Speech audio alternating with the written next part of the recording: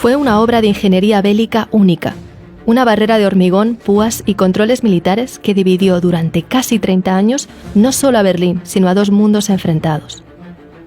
Su caída representó uno de los eventos más significativos del siglo XX y el inicio del desplome del modelo soviético.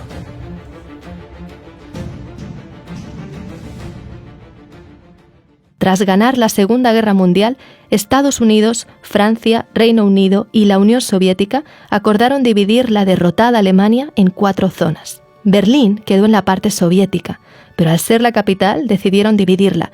Cada una de las 4 grandes potencias administraba su propio sector de la ciudad. Lo que quedó fue un bloque capitalista al oeste y un bloque comunista al este. Esa división era parte de lo que el primer ministro británico Winston Churchill popularizó como la cortina de hierro, un muro ideológico que separaba estos dos modelos antagónicos. From Stettin in the Baltic to Trieste in the Adriatic, an iron curtain has descended across the continent. Empezaba así lo que conocemos como la Guerra Fría, y con ella la narrativa de un mundo bipolar que estaba enfrentado. Alemania se convirtió en la síntesis de esa división. En el oeste, Estados Unidos, Francia y Reino Unido se unieron para crear la República Federal de Alemania. En el este quedaba la República Democrática Alemana, un estado satélite de la URSS como lo eran Polonia, Hungría o Checoslovaquia, entre otros. Berlín quedaba como una isla encerrada en la parte del bloque socialista. Con los años, esto se convirtió en un problema para las autoridades comunistas, no solo porque los servicios secretos de Estados Unidos y Reino Unido usaban la ciudad como base de espionaje, sino también porque más de 2,5 millones de personas huyeron de la parte este a la oeste desde 1949 hasta 1961. Muchos cruzaban atraídos por las mayores oportunidades del lado occidental. Para evitarlo, las autoridades comunistas ordenaron que se construyera un muro que dividiera la ciudad. Y así, la noche del 13 de agosto de 1961 empezó la Operación Rosa, que en pocas horas y para sorpresa de muchos, levantó el muro de Berlín. En los años siguientes, se transformó en una barrera casi infranqueable, hecha de losas de más de 3,5 metros de altura y reforzadas con cables de acero. Además, tenía rejas electrificadas, búnkeres, áreas con perros policía y lo que llamaban una franja de la muerte, vigilada por torres con policías armados. El muro se extendía 155 kilómetros y rodeaba todo Berlín occidental. Como consecuencia, separó familias y seres queridos durante casi 30 años, algo que fue traumático para generaciones de alemanes. Durante estos años, muchos intentaron cruzarlo sin éxito.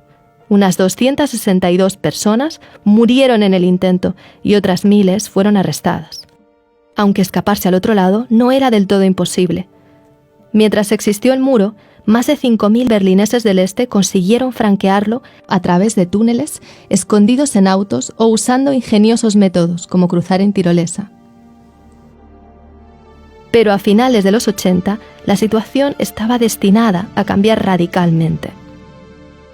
Los gobiernos comunistas eran cada vez más corruptos e ineficientes. La Unión Soviética estaba viviendo una profunda crisis económica. Esta crisis estaba agravada por la costosa carrera armamentista con Estados Unidos y por la guerra en Afganistán. Eso le obligó a cortar la ayuda económica que había estado dando durante décadas a todos los países del bloque comunista, incluido Alemania Oriental.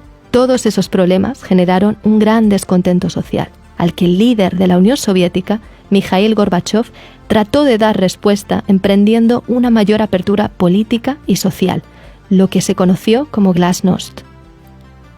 Gracias a ella, los ciudadanos y medios de comunicación de esos países empezaron a tener mayor libertad de expresión y a usarla para criticar a sus gobiernos.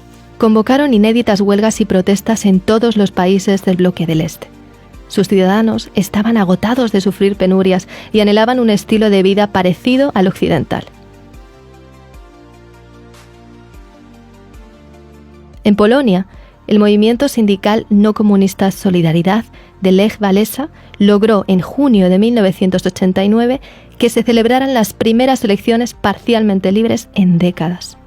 Ese mismo junio, Hungría abrió su frontera con Austria, lo que le permitió a miles de alemanes del este cruzar al bloque occidental en solo 2 meses. Y es durante esa ola de cambio cuando se produce la caída del muro de Berlín. En Alemania Oriental, el presidente Erich Honecker se enfrentó a protestas masivas, pero se resistió a abordar las demandas ciudadanas. Finalmente, Honecker renunció, y el 9 de noviembre, el nuevo gobierno de Alemania del Este se vio forzado a introducir cambios, como por ejemplo, permitir viajar fuera del bloque socialista. Se preveía que la medida se aplicara al día siguiente y con restricciones. Pero cuando un periodista preguntó a un alto funcionario de la RDA cuándo podrían empezar a viajar al otro lado, todo se precipitó. Ante ese anuncio, miles de personas se juntaron en el paso fronterizo en Berlín Este y rompieron el cerco hacia la parte occidental de la ciudad. En esos momentos, ni las tropas de control de fronteras ni los funcionarios del ministerio estaban informados. Pero los guardas fronterizos no se atrevieron a disparar. La noche entre el 9 y el 10 de noviembre, los propios berlineses empezaron a destruir el muro. Una multitud eufórica empezó a cruzar la frontera abierta y algunos pisaron el oeste por primera vez en su vida. Del otro lado, cientos de alemanes occidentales los esperaban y celebraban el momento histórico. Familias y amigos que habían vivido separados pudieron encontrarse después de 3 décadas. Todas esas impactantes imágenes dieron la vuelta al mundo. En los meses siguientes, la RDA colapsó y con ella el único sistema que muchos alemanes del este habían conocido. A la vez, los demás gobiernos del bloque comunista fueron cayendo uno tras otro y en 1991 la Unión Soviética se desplomó, poniendo fin al mundo bipolar de la Guerra Fría.